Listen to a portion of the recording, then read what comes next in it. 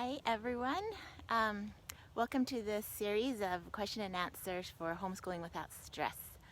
I'm kind of nervous but really excited to share some of the things that I've learned through my experience in homeschooling over the last 13 years, and I really hope that they will give you some concrete steps and foundation for as you get started or as you're making some shifts in your homeschooling to be able to do it with more peace and security, that you're doing it based on true principles and a strong foundation, instead of just looking around and seeing what everybody else is doing, or what the government standards are, or making sure that you're staying on track, which all those things we'll take into consideration and are good resources, but making sure that you're right with what your unique family needs and your particular children and circumstance is really important. And that's kind of what we'll be going into today, is how to build your, not today but this week, is how to build your curriculum and your schedule based on that sure foundation, instead of on those things that maybe are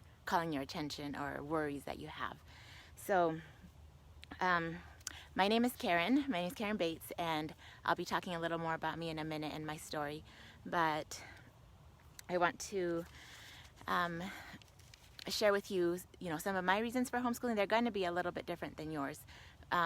I have heard hundreds of reasons and hundreds of stories about why people choose to homeschool, and they're all, important and real for their family, and they're basing them on their particular needs. And so as I share my story, I want you to look for, there's going to be differences between why we're doing it, but there's going to be similarities in our reasons as well. Everybody kind of wants the same things for their children, right? We all hope that they will grow into their potential, that they'll develop their unique gifts and talents to bless the world and to do some good, and that they'll be happy and confident in their decisions, and that they'll have strong bonds and relationships with their family, with others, and with God. And so most of our reasons are very similar, but we go about them in different ways. And so throughout this whole series, I want you to remember that I'm going to be teaching principles that are true, and they'll apply to everybody. But the way that they apply will be different for me than they are for you, and they are for your neighbors. And so don't focus so much on the application, and don't think, oh, I have to do it this way. Focus more on the principle, and then listen for those nudges about what that means for your particular family, what that means for what you're going to be, how to apply them, and then write those down and really kind of pay attention to what that means for you and for your children. I do believe that we all homeschool to an extent. Whether we send our children to public school, to private school, we keep them home, we're all responsible for our children's education. And so we may decide to outsource some of those aspects to different people, and that's fine and good. But we need to be prayerful about how we outsource those, right? So we don't just, when I sent my daughter to kindergarten, my oldest, I never really considered that there were other options. I just did it because that was a cultural norm. That's what you do when your child is 5 or 6, is you send them to kindergarten. And so it never even occurred to me that there was different options. I just did it because that's what you do. And it might have been the right decision, I don't know, because I never even thought to pray about it or to consider something different. And she learned a lot there, and it was good. We both did. She went to school up until 2nd grade. And again, it was just because that's what you do. And so I want us today to kind of really consider our why of what we're doing, because that'll carry us through, and that will be something that we can always have as our foundation and help us center ourselves. I found that I needed that often when things got crazy or when I didn't know what to do. I just needed to remember my why. And so today I'm going to share a little bit about my why, and again, it will be different than yours. I met some people at the park the other day, at the pool, and there was a park next to it, and they were sharing some of the reasons that all 3 of them were deciding to homeschool this next year, and they were all a little different. 2 of them were kind of similar, but one of them was because her kids were little and she didn't want them wearing masks. Right now in the middle of this pandemic, she was a little worried about their ability to do that every day, and what that would mean for them, mentally and different things. Another one was concerned because her daughter had gone through high school, or was in the middle of high school, and she had learned some things in her health class that made her question her identity. I guess the health teacher was like, if you're feeling anxious or depressed sometimes, you might want to question if it's because you're not being true to your gender, and maybe you've got to consider that. Not saying that's what it is, but it could be. And it made her really question herself, and she was being pulled in direction that her mom thought maybe wasn't very healthy, and she wanted her home to really figure out who she was without all of the peer pressure of trying to be a certain way and a certain label. And the other mom was also concerned about that the culture in the school was to be cool in a way that seemed to be pulling her daughter to a place where she didn't want her to go, where there were people who were going to prey on her innocence, and also that there were pressures to conform to a certain lifestyle that she thought was not healthy for her. So they both kind of had similar concerns about the culture of their particular schools. And I'm not saying every school is that way, or that every peer culture is going to be that way at school. I think there's a lot of good that comes from it too. But these were their particular reasons. Mine were very different. So I'll start with my story for two reasons. One, it helps us see that even though our reasons are to start are different and our ways are different, that we all want very similar things. And also just to show that our journeys will be different, but to show the principles behind those journeys are the same. So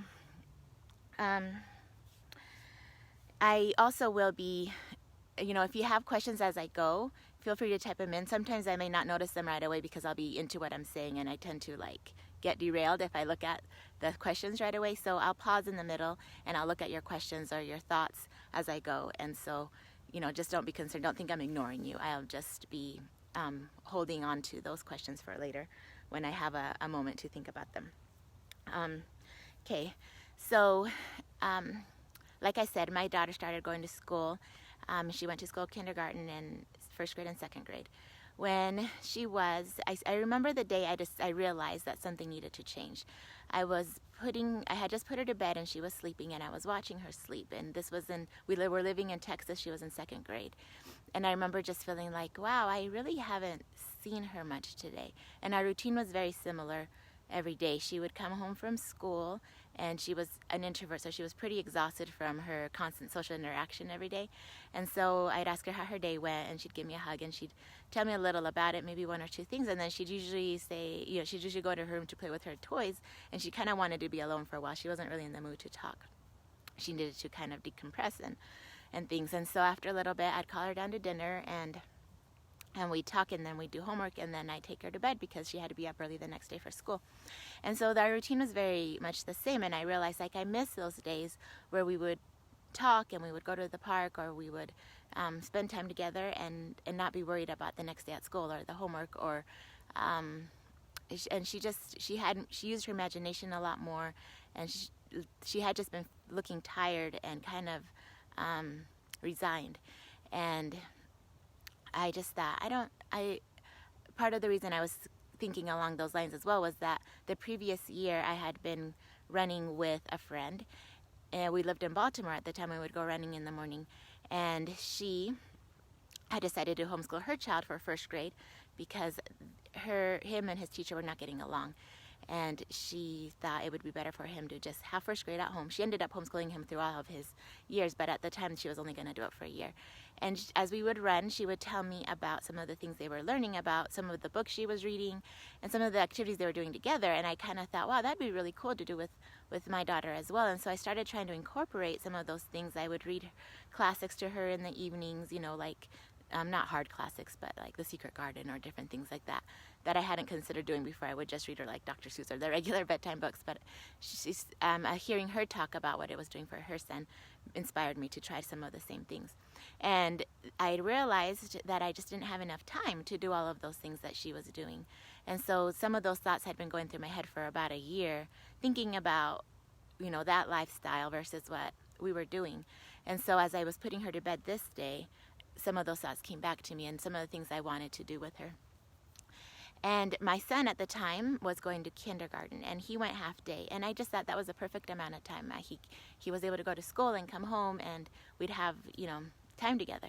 So I decided that night that I would look into something that was similar for her for the next year. And so I researched a bunch of schools in Texas. I tried to find something that would maybe allow her to go to school half day. And I did. I found a program in Austin that allowed for half day school, and they would come home around 12:30 every day for lunch, and they'd stay home, and they did the core subjects there, but you would go home and do some of the other things. And so I went to the orientation meeting. It was 25 minutes away, the school, but I thought that would be worth it for the extra time at home. So I went and I signed her up, and we were all excited to get started with this other thing. And as we were getting ready to do that, I started reading a lot more books about education at home and about the things that were important. And I read, Thomas Jefferson Education was a big one that influenced me, and several others that I thought, this is really cool. I want to develop this lifestyle in my home. So come to find out, my husband, Bill, he gets a job offer in Utah. And after some consideration, he decides to take it. And so all of my plans of doing this half-day school were thrown out the window, and I had to kind of start over, like, well, now what do I want to do? And so I looked for programs in Utah that were half-day, and I just found programs that allowed your child to go to school for half the day, and you could pull them out when you wanted. But I worried that that would be disruptive to them and to their teacher, and I just wasn't sure how well that would work.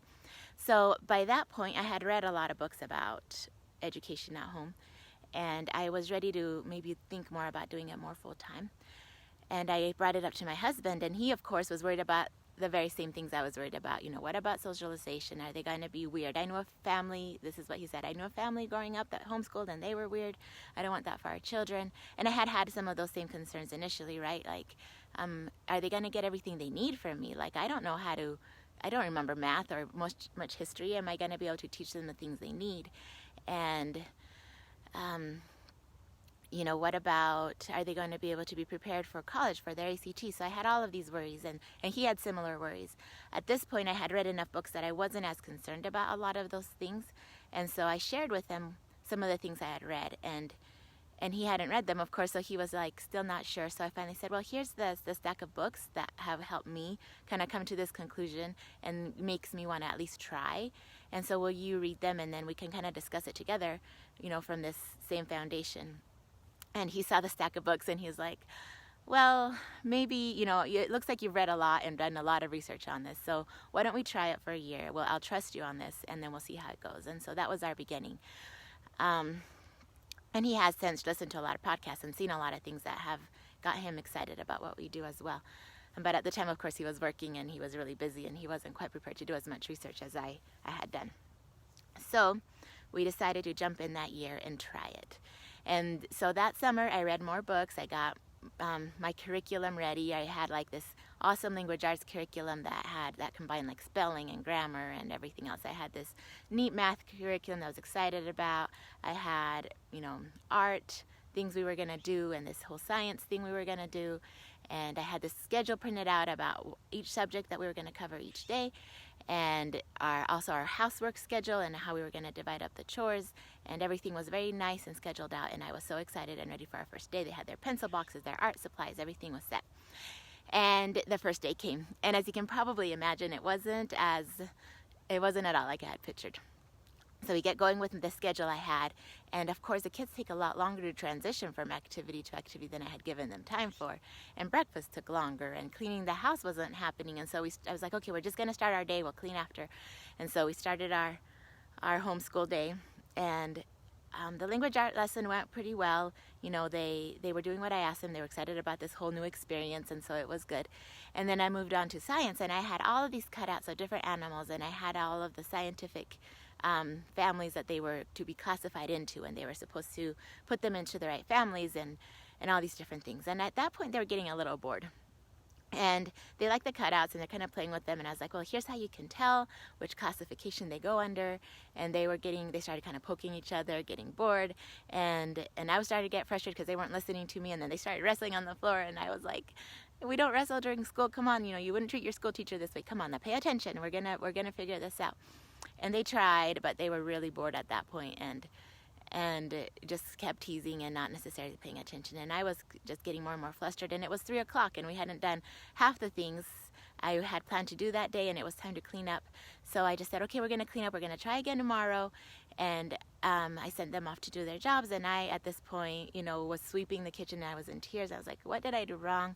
How come a teacher at school can do so much and with so many kids in one day, and I can't even get through 1.5 subjects. And it's like, I'm definitely not cut out for this. I don't know, but now I was in this tough place because I knew what I wanted for them. I wanted an environment where they could create, where they could imagine, where they could have these experiences of doing instead of what they were getting at school, which was a lot of learning how to follow instructions and doing things for the test. I noticed that a lot of the reason that I didn't retain a lot of the information I learned at school was because I didn't apply it. And so I've learned the stuff, I regurgitated it for the test, and then it went away. And I wanted more for them. I wanted them to see that everything that they learned could be applied to their life, could make their life happier, and could help them share a message in a way that would bless other people's lives, and to see education as a way to that joy and to that happiness. But I wasn't doing it. I didn't know how to do it. I thought I had read enough to know how to do it, but I apparently hadn't. And so I was confused, and I didn't know where to go because I knew what I wanted, but I didn't think I could give it to them, and I didn't think the school could give it to them. And so we went on like this for a couple of more weeks of me trying really hard, and then kind of trying for the first little bit, and then just getting bored and moving on. And after a couple of weeks, I just thought, I don't know what to do. And I remember reaching out to a homeschool group. It was back then, it was Yahoo, a Yahoo homeschool group. Now we do a lot of Facebook groups, but at the time it was a Yahoo group. And I said, I can't do this. I don't know what to do. I keep trying, and they're not listening to me, and it's not going at all like I had planned. What do you guys do? How do you do this? And they gave me some really good advice, but I particularly remember one person, this really changed me. She said, tonight, go to bed and watch them sleep. And as you're watching them, think about why you started this, and it'll give you the strength to go through till tomorrow. And I thought that was really interesting, but I decided to try it. So I did. I went up to their rooms that night, and I watched them sleeping. And all of the thoughts came back to me that I hadn't started this so that they could be ahead academically. That's kind of what I was doing. I thought, well, I have more one-on-one time with them. I can get them really ahead. They can be like geniuses. They'll be able to be so smart if I just get this information into their head. That's not why I had started. I wasn't trying to run this rat race of getting them ahead, but that's kind of what I had transitioned into. And I had started because I wanted them to have strong relationships with each other, with me, with God. I wanted them to, like I said, be creative and be curious and ask questions. And the way I was teaching was not in alignment with that real foundational reason that I had started. And it kind of got me to rethink some things. And the next day, I decided we weren't going to worry about our schedule that day. We were going to take our sketchbooks and go out into the mountains and be curious and learn and grow and build our relationships. They had gotten a little strained because I was constantly pushing, and they're constantly like trying to please me, but at the same time just not really into what I was doing. And I just needed some time to just love them, for them to see how much I love them, for them to bond. So we went off and took our sketchbooks. I said, just find something to sketch, look around. And so they found a little place to sketch some things, and then they started getting curious, and they started floating leaves down the river. They found a praying mantis. They wanted to show me, and then they got curious about what they ate. And so the next day we were able to go to the library, or maybe a little time after that, and learn more about praying mantises and what they ate. And then they got really into etymology, and we started looking at different kinds of bugs. And that was a start of what I understand now was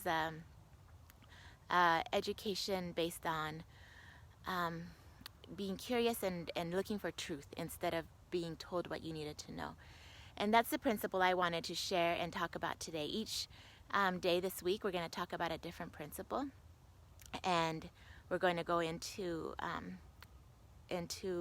how you build your schedule based on those principles, how you build your curriculum based on those principles, so that you can have something that's going to be unique to you, and that's going to be what your family needs instead of what everybody else is doing.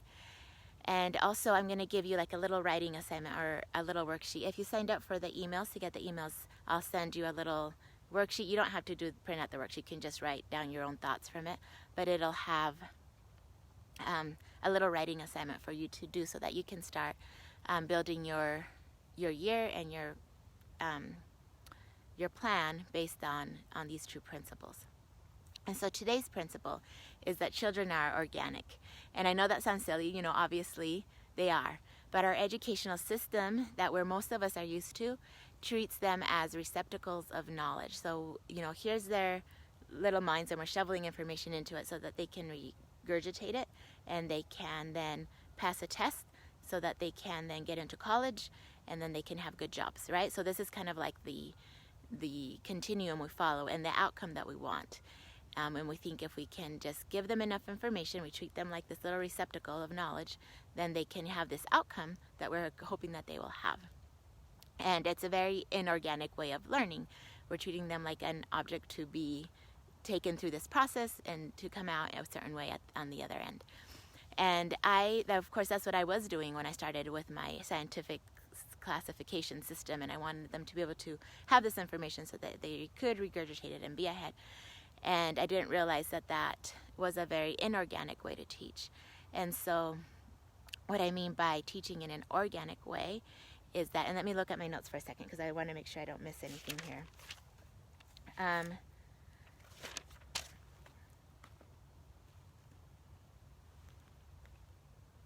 Sorry, my computer closed, so I have to open it again. While I'm typing this, if you have any questions or thoughts, feel free to share them, write them in the comments. I know I said I would go live around 7, so I don't know if everybody's planning to be here right at 7, and I was a little late. I just know that things always come up with the little kids and stuff, so I wasn't sure how punctual I would be. But let me pull this up. Oh, it's gone away. I don't want to bother opening it. I'm sure I can kind of remember. But basically what I mean is that they are more like, we got to make their environment a place where they will grow. And so instead of saying, I'm going to spoon feed you all this information, I'm going to make your environment, it's like they're like a seed, right? The potential for what they need is already in them. If you have more than one child, you've seen how each of them is so different. They have such different interests, such different ways of being, such different ways of looking at the world. And the potential for what they need to become and who they're going to be is already there. Our job as parents is to nurture that, to nurture their environment, to help create a place where they will grow, instead of trying to form them from scratch into who we think they ought to be or the path that we think they ought to follow. We just nurture that ground. We water the seed. So what they need is light. They need water. They need so by light, we're going to talk about that tomorrow. And then water is more the resources and the things that they need externally. And then they also need light, water, the right environment, meaning like the soil, the nutrients, things like that we'll talk about on day 4. And then they also need a model to follow. Like little baby ducklings follow their mom duckling and she shows them the way. They need that as well. They need to kind of see how you get on this path. Not necessarily take the same path you're taking, but how do you even get on it? How do you discover your unique gifts and talents? How do you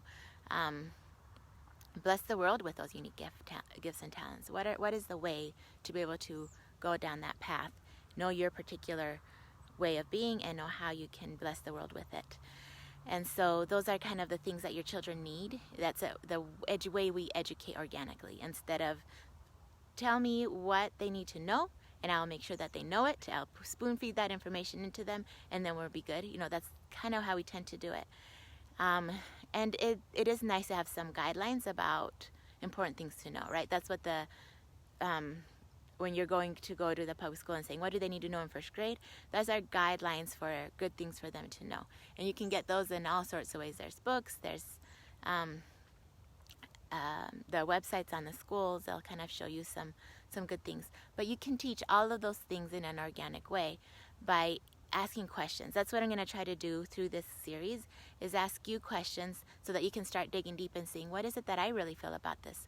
Because then it stays in you. If I just spoon feed you the information like we try to do with our kids and say, well, this is what you've got to do. This is principle 1, this is principle 2, this is exactly how you do it in your home. You're not going to, for one, know exactly how it's going to work in your home because it's going to look different than mine.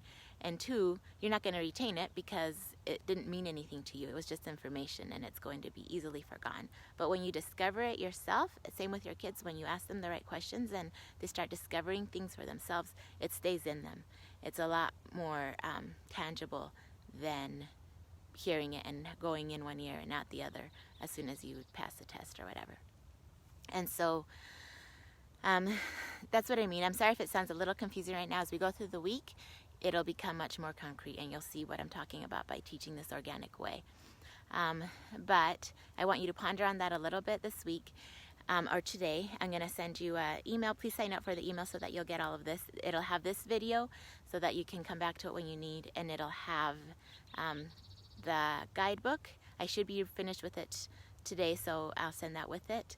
And it'll have this, the worksheet for something you can fill out to help you start thinking this way and to start figuring out your particular why and your way of teaching, and how you can change that more into an organic way of teaching. Baby step by baby step. It's taken me a long time. And part of me didn't want to do this series because I thought, well, if someone would have said some of this stuff to me when I was starting out, I would have probably discounted it or not really understood it or not sure, if it was even right. I don't know if you have to learn some of these things just from years of experience or what. But I thought, I also wish I had known and started thinking in this way earlier, because I would have enjoyed my kids a lot more. I would have had a lot more peace and a lot less worry and stress about what are we supposed to be doing? Am I doing this right? All that stuff that comes when you're currently, when you're worried constantly. And that kind of was me the first year or two, was constantly worried, am I doing this right? Is this the right way to do things? And so I want to give you a little more of a foundation of peace so you can move forward with more confidence, is my goal for you this week. And to build those things, I want to take you through building your schedule and curriculum in a way that's in alignment with those principles. And help you out if you need any help, ask questions. I see one right here, so let's see. It says, it's from Rachel. She says, how old are your kids currently and how long have you homeschooled? So my kids are ages 2, 6, 9, 11, 14, 16, 18, and 20. I've homeschooled for 13 years. And of course, they all have different interests, and so I've kind of been able to see how to homeschool different ways, but based on these same principles that I want to share with you, because each of your children are going to be so different and are going to react to different ways of teaching differently. But the principles are the same. So if you can get those down, then you can know how to homeschool any type of child and how to be at peace with what you're doing. So, if any of you have other questions, feel free to, I'm talking too fast. I tend to start to stumble over my words when I get nervous and talk too fast. Feel free to share them or ask them. I'm going to look through my notes real quick as you're doing that to make sure I didn't miss anything.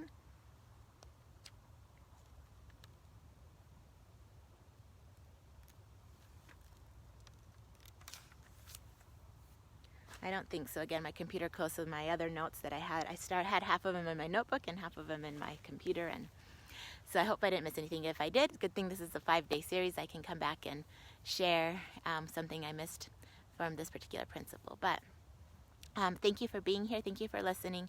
I really hope that you'll feel comfortable asking questions throughout the day. If you weren't here live, ask them on the comments or in a discussion on this event page, and I'll be sure to answer them through the day. And other people can jump in too. There's the people in this group who have been homeschooling for a while and have other experiences that I don't have. So feel free to also get in and help answer questions or share your experiences. That would be really helpful. You can do it through video, just make a comment with the video, or you can do it through writing, whatever it is that you feel comfortable doing.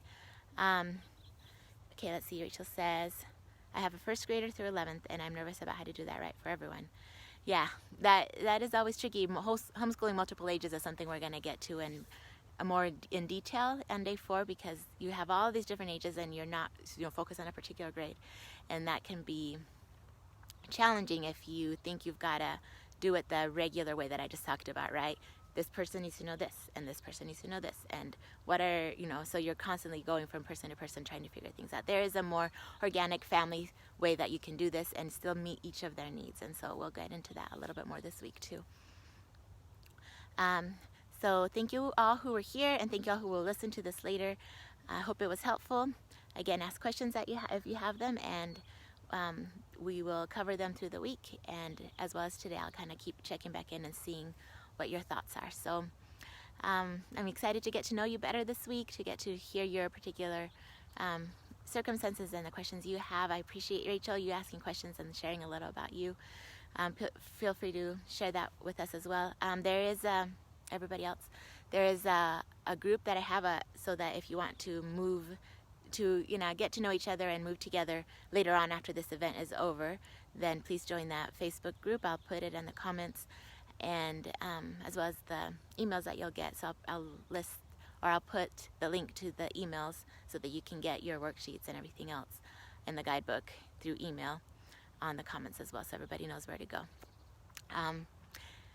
Thanks for listening, and I will talk to you tomorrow.